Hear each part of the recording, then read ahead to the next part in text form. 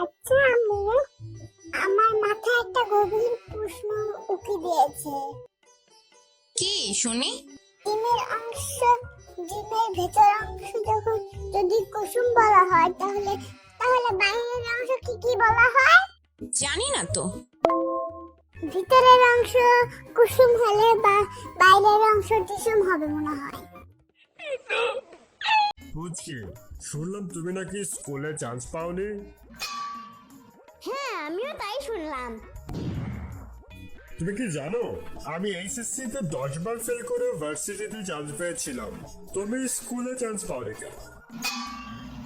It's simple, কারণ আমি fail করিনি তাই।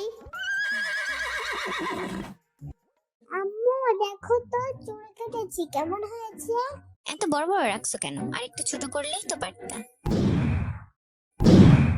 তাহলে একটা কাজ করি, মাথার চামড়া সহ তুলে ফেলি। আচ্ছা মা, শয়তানকে কি রমজান মাসে বেঁধে রাখা হয়? হ্যাঁ, রমজান মাসে বেঁধে রাখা হয়।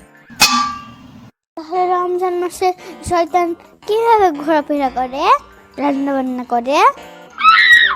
মানে বুঝলাম না। এই যে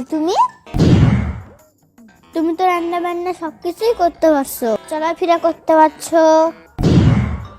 তুমি আমাকে শয়তান বললা? আমি কখন বললাম? তুমি তো আমাকে শয়তানের বাচ্চা বলে গালি দাও।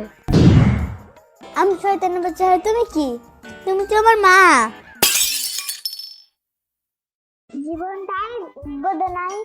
জীবনটাই বেদনায় ভরা।